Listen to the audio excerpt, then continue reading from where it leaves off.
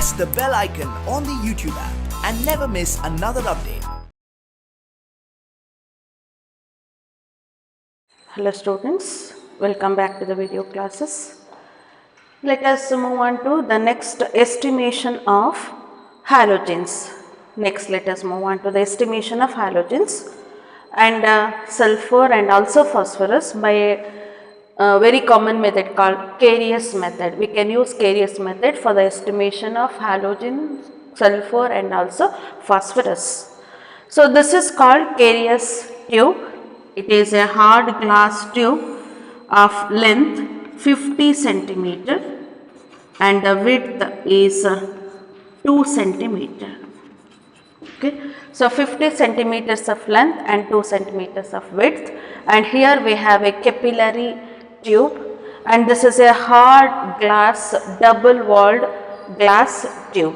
Now to estimate halogens, we have to take fuming nitric acid in a Carius tube, and in a small test tube we have to take known mass of organic compound.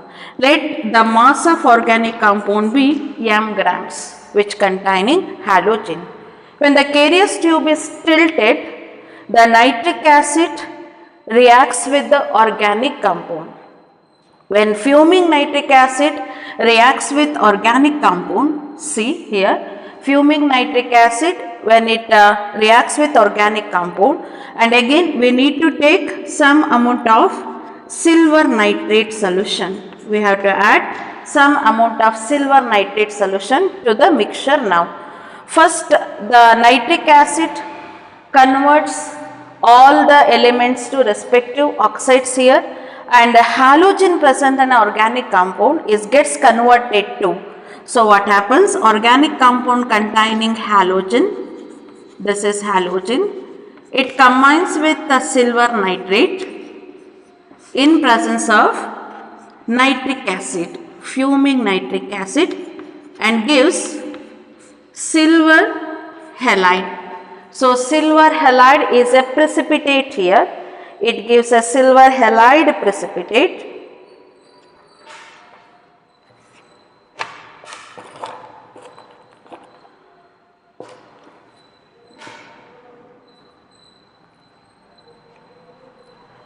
See here, the halogen present in organic compound reacts with silver nitrate in presence of nitric acid, and it gives a silver halide, and it is a precipitate.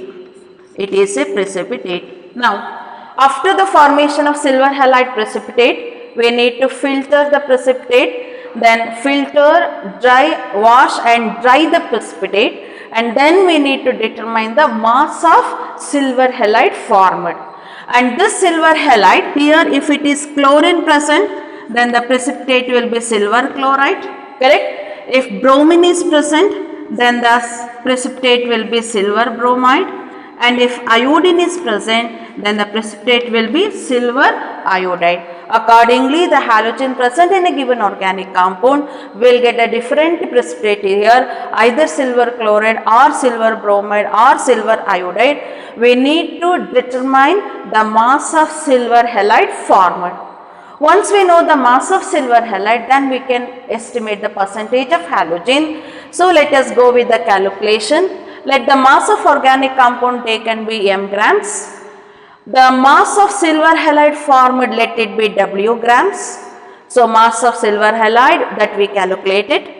What is the molar mass of silver halide? Let it be m grams. So molar mass differs here depending on chlorine, bromine or iodine. Depending on that, we need to calculate what is the molar mass of silver chloride, 108 plus 35.5, and what is silver bromide, 108 plus 80, and what is silver iodide? Silver iodine, what is the atomic mass of iodine? 127, 108 plus 127. So this is the molar mass of silver chloride, silver bromide, silver iodide. So this much containing how much of chlorine? 35.5 grams of chlorine. 108 plus 35.5 you had to determine. Okay, 105 plus 35.5, and here 108 plus 80, that is 188. 188 grams of silver bromide contains how much of bromine? 80 grams of bromine. So, and 108 plus 127, this is the molar mass of silver iodide. This much containing 127 grams of iodine, that we need to calculate. So, molar mass of silver halide, let it be m grams, and what is the atomic mass of halogen? X grams, because 1 mole of silver halide containing 1 mole of halogen. 1 mole means this is atomic mass. If it is silver chloride, what is the atomic mass of chlorine? 35.5. If it is silver bromide, it is 80. And if it is silver iodide, iodine atomic mass we need to take, that is nothing but 127. So, in silver halide, so 1 mole of halogen is present. Therefore, we need to take the atomic mass of halogen. Then, so silver halide, m grams of silver halide, molar mass of silver halide containing atomic mass of halogen, atomic mass of halogen. Then W grams of silver halide contains how much of halogen? So, that we need to calculate. Molar mass of silver halide contain atomic mass of halogen. Then what is the mass of halogen present in W grams of halogen? W grams of silver halide, so formed from the reaction. So, this is W grams, correct? Small w we have to take here, W grams. So, this much of silver halide is present, formed, this much of halogen is present in how much of organic compound? M grams of organic compound. Then how much it is present in? 100 grams. So, m grams containing. So, what is the percentage of halogen then? Percentage of halogen is given by, let me write the calculation part here. What is the percentage of halogen now? So, percentage of halogen is given by X into, that is W into 100 divided by m into small m. This gives the percentage of halogen. What is X there? Atomic mass of halogen. What is W? Mass of the silver halide formed during the reaction between halogen containing compound and the silver nitrate. So, m is the molar mass of silver halide, and m, small m is the mass of organic compound taken. If it is chlorine is present, here we need to take 35.5, correct? So, what is percentage of chlorine? Percentage of chlorine is given by, what is the atomic mass of chlorine? 35.5 into W, mass of silver chloride formed by 100 divided by molar mass of silver chloride is 108 plus 35.5, that you have to add. So, how much it will be?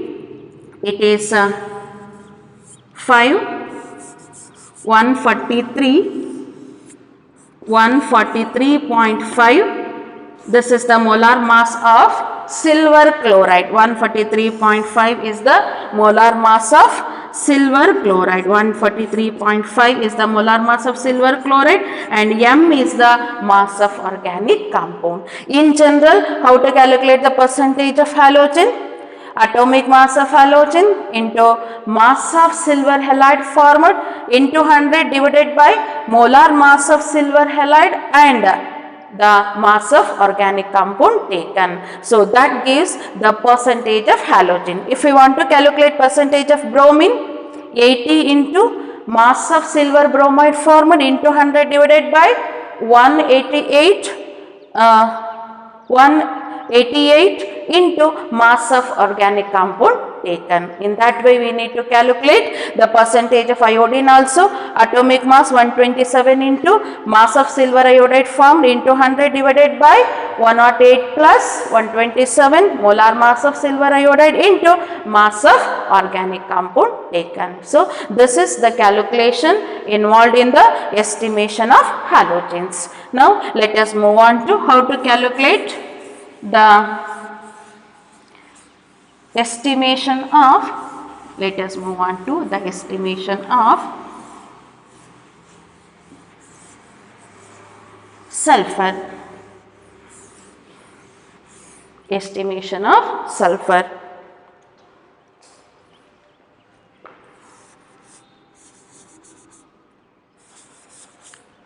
So let us move on to estimation of sulfur. How to estimate the sulfur? Again, in a Carious 2, we had to take known mass of organic compound which containing sulfur. Then we need to treat it with fuming nitric acid. Then into which we had to add barium chloride solution. Barium chloride solution. Instead of silver nitrate solution, we had to add barium chloride solution. Now what the reaction takes place? Sulfur reacts with sulfur present in an organic compound is gets converted to sulfuric acid in the presence of nitric acid. It undergoes oxidation to sulfuric acid. Okay. Now this sulfuric acid reacts with barium chloride solution and it gives barium sulfate precipitate with the formation of HCl. So you will get a precipitate. So formed precipitate is filtered, washed and then dried, and we need to note down the mass of barium sulfate precipitate formed. So by that you can calculate the percentage of sulfur here. Now let mass of organic compound taken be m grams, then the mass of barium chloride formed. Barium chloride formed, let it be W grams. So now from this you can calculate what is the molar mass of barium sulfate formed. Precipitate is barium sulfate. Molar mass of barium sulfate BaSO4. What is the molar mass of barium sulfate? You need to add the atomic masses of barium, sulfur and also oxygen. So then what is the molar mass of barium sulfate? It is 233 grams. So barium sulfate containing only one sulfur, elemental sulfur. What is the atomic mass of sulfur? It is 32. Now what is the atomic mass of sulfur? So atomic mass of sulfur, that is gram atomic mass 32 grams. So now 233 grams of barium sulfate contains 32 grams of sulfur. How much sulfur is present in W grams of barium sulfate? That we have to calculate. So 233 grams of barium sulfate contains 32 grams of sulfur. Okay, then how much it is present in W grams of barium sulfate? W grams of barium sulfate contains how much? So that we had to calculate. So 233 grams contains 32 grams. W grams contains how much? This much of sulfur is present in how much of organic compound? M grams of organic compound. Then how much it is present in? 100 grams. So this is the percentage of what? Sulfur. 32 atomic mass of sulfur. Mass of barium sulfate formed here, that gives W grams into 100 divided by 233 is the molar mass of barium sulfate. What is M? Mass of organic compound taken. So in that way we need to calculate percentage of sulfur. Okay. Now similarly we can estimate the percentage of phosphorus. Let us move on to the percentage of phosphorus. Here, next one, how to estimate estimation of phosphorus. Okay, now let us move on to estimation of phosphorus.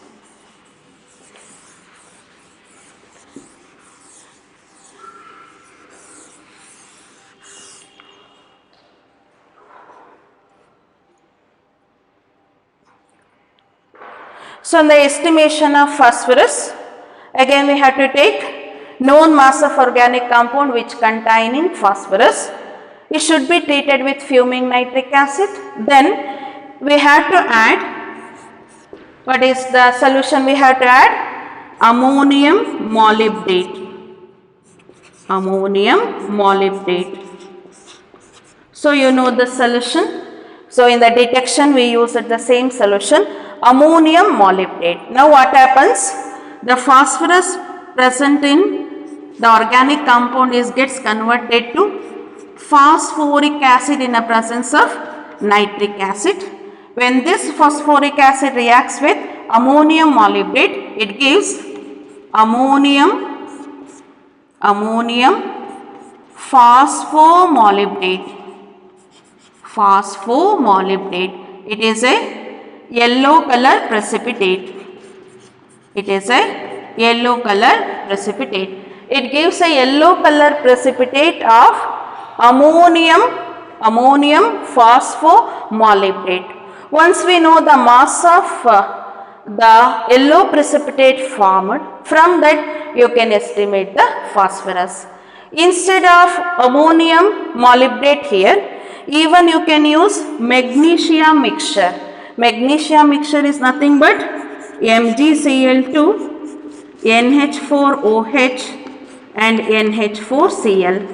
So this mixture is called magnesia mixture. Even you can take magnesia mixture.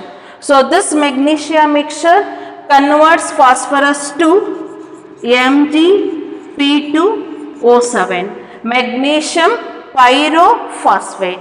Here you will get ammonium phosphomolybdate as a precipitate. If you take magnesia mixture, the precipitate will be magnesium Mg2P2O7, that is magnesium pyrophosphate. What is the difference of these two precipitate? This containing only one phosphorus, but this containing two phosphorus atoms. So elemental phosphorus are 2 here, that we need to consider. Either you can use ammonium molybdate to precipitate the phosphorus, or else you can use magnesia mixture to precipitate the phosphorus. Okay, now by knowing the mass of either this precipitate or this precipitate, you can determine the percentage of phosphorus. So let us consider for that.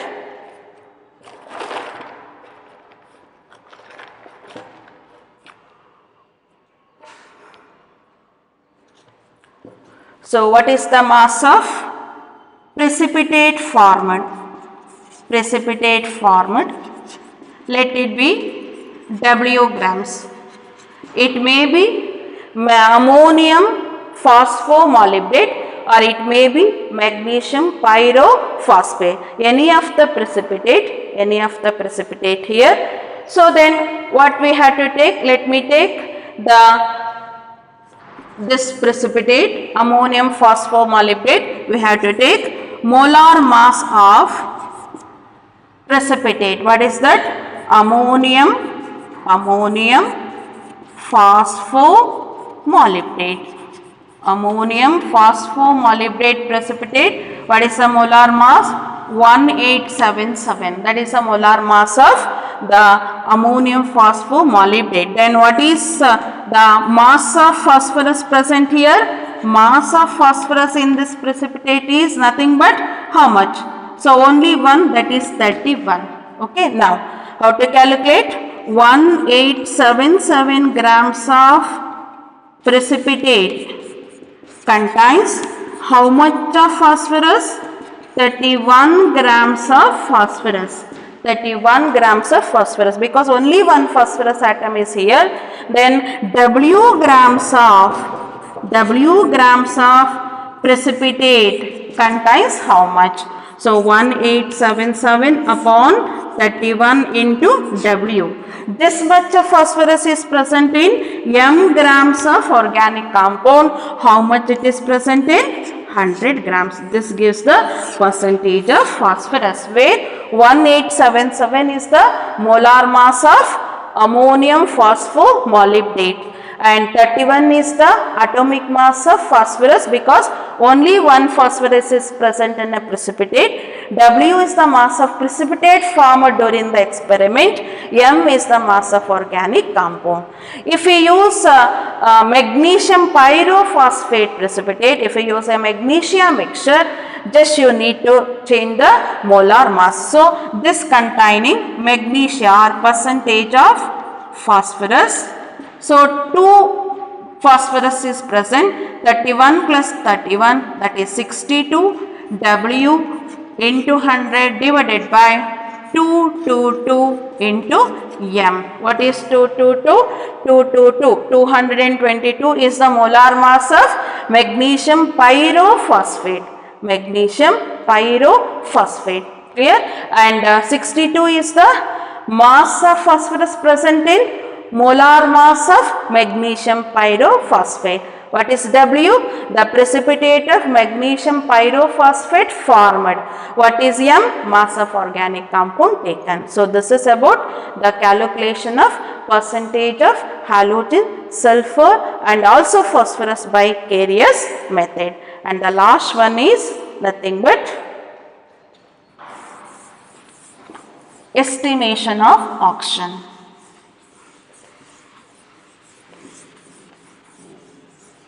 Estimation of oxygen. So consider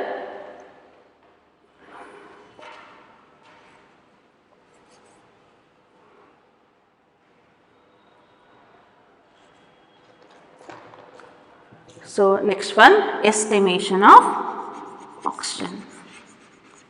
So in this we need to take a known mass of organic compound, and this organic compound should be heated in the atmosphere of nitrogen, because here we are converting oxygen to carbon dioxide. By knowing the mass of carbon dioxide, we can determine the oxygen. So for that, let me take a known mass of organic compound containing oxygen.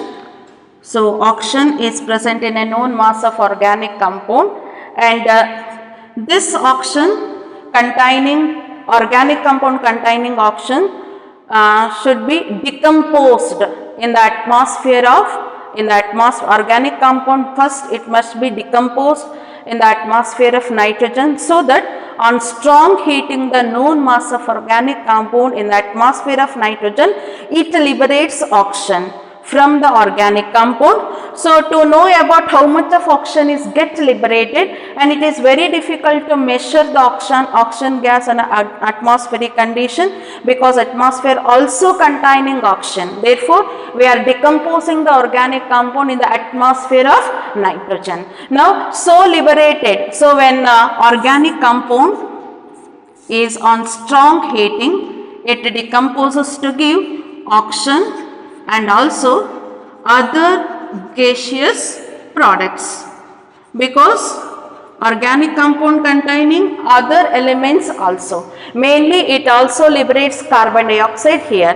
Along with the oxygen, it also liberates carbon dioxide. Now the oxygen so liberated and other gases is passed through the products which containing oxygen must be passed through red hot coke at 1373 Kelvin, red hot coke, and it results in the formation of carbon monoxide. And this carbon monoxide again combines with oxygen and it undergoes oxidation. So during this oxidation we cannot use oxygen here, but oxidizing agent here we need to use is iodine pentoxide. So first we need to decompose oxygen present in a given organic compound, and that oxygen should be treated or passed through a red hot coke, so that oxygen gets converted completely to carbon monoxide. As we know that carbon monoxide is a less stable oxide of carbon, we need to convert it into a stable oxide called carbon dioxide. Now carbon monoxide gets oxidized to carbon dioxide it gets oxidized to carbon dioxide with the formation of iodine, So this carbon dioxide so formed. So iodine, now you balance this equation. So here 5 nascent oxygen is there. We need to take 5 moles of carbon monoxide and it gives 5 moles of carbon dioxide here. So for that we need to multiply this with 5. So that 5 CO will get, and it gets balanced here. Okay. So this is how we can convert or oxidize carbon monoxide to carbon dioxide. Now, how to calculate this? 2 carbon is there, and here the carbon will be 5 plus 2, 10. Therefore, you have to multiply it with 2. Then the equation will get balanced. So 5 2s are 10. And here also you will get 10 moles, and here also you will get 10 moles. So this is the balanced equation. Now we are converting oxygen to carbon dioxide. That we should say 1 mole of oxygen is converted to 5 moles of carbon dioxide, or else you can say 5 moles of carbon dioxide. 5 moles of carbon dioxide can be obtained from 1 mole of oxygen, correct? So 5 moles of carbon dioxide is obtained from 1 mole of oxygen.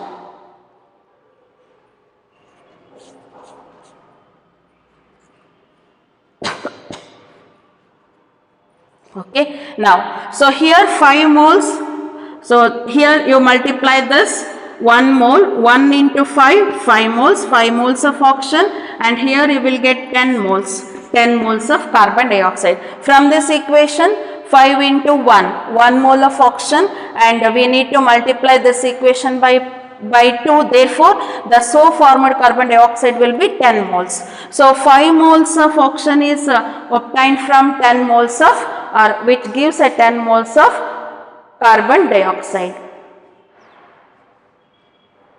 Okay, now, so if we simplify this, then we can say 1 mole of oxygen gives 2 moles of carbon dioxide. If you simplify this, you can say that each mole of oxygen forms 2 moles of carbon dioxide. So 2 moles of carbon dioxide is obtained from 1 mole of oxygen. What is 2 moles of carbon dioxide? 2 into 44. 88 grams of carbon is obtained from 32 grams of oxygen. 1 mole of oxygen is nothing but 32 grams of oxygen. Therefore, 88 grams of oxygen is obtained from 32 grams of oxygen. Then 44 grams, that is 1 mole of oxygen is obtained from 16 grams of oxygen. What is 44? It is nothing but 1 mole. Correct? 1 mole of carbon dioxide is obtained from 16 grams of oxygen.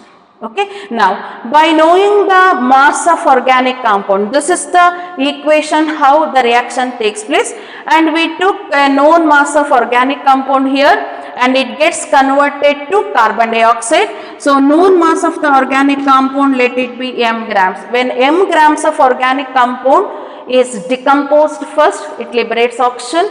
Liberated oxygen must be converted to carbon dioxide.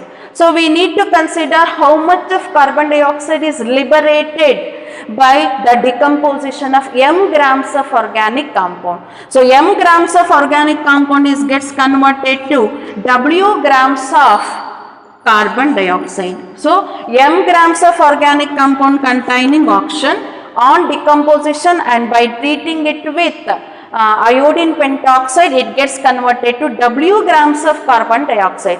How you can say? So just you take m grams of organic compound, decompose it and treat it with iodine, pass the oxygen gas through the red hot coke, it gets converted to carbon monoxide, and you oxidize carbon monoxide to carbon dioxide here by treating it with iodine pentoxide. Iodine pentoxide acts as an oxidizing agent. Now we will get carbon dioxide, pass this carbon dioxide through U-tube containing KOH solution.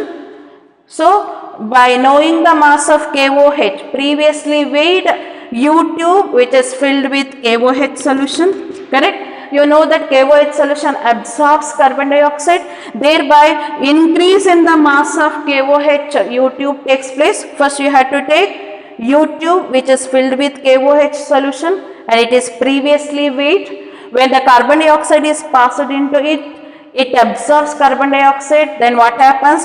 There is an increase in the mass of KOH solution. Whatever the mass increased here, that is nothing but mass of carbon dioxide formed. Once we know the mass of carbon dioxide formed, then we can calculate the percentage of oxygen here. So for example, previously weighed KOH solution present in a U-tube ಒಂದು 10 grams ಇತ್ತು ಅಂದರೆ ಇಲ್ಲಿ carbon dioxide pass ಆಗ್ತಿದ್ದ ಹಾಗೆ after ವೆಯ್ಟನ್ನು ನಾವು determine ಮಾಡಿದಾಗ 15 grams increase, 10 grams ಇದ್ದಿದ್ದು 15 ಗ್ರಾಮ್ಸ್ಗೆ increase ಆಯಿತು ಅಂದರೆ what is the mass of carbon dioxide liberated? 5 grams.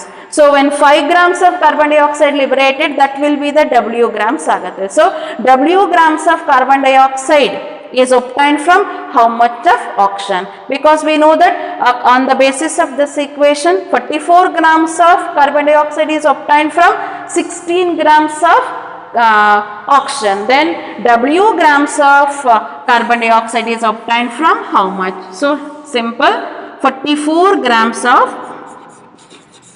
carbon dioxide is obtained from 16 grams of oxygen, correct? And W grams of carbon dioxide is obtained from how much? So 44 upon 16 into W. This much of oxygen is present in m grams of organic compound. How much it is present in? 100 grams. So this gives the percentage of oxygen. 16 is the atomic mass of oxygen, 44 is the molar mass of oxygen, W is the mass of carbon dioxide formed during the experiment, and 100 divided by m is the mass of organic compound taken. So this gives the percentage of oxygen. Here we are converting oxygen present in organic compound into carbon dioxide after decomposing it in the atmosphere of nitrogen. In the atmosphere of nitrogen, we need to heat the organic compound.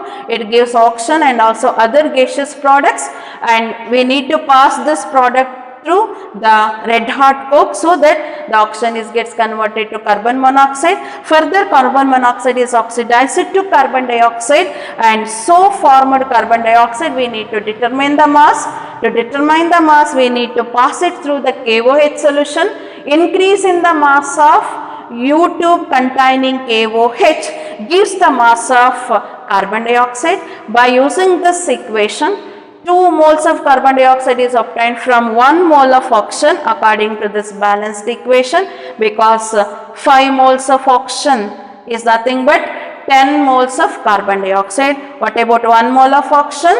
Gives 2 moles of carbon dioxide. By using that, you can calculate the percentage, or else even you can calculate percentage of oxygen is equal to 100 minus sum of percentage of all the elements present in a given organic compound.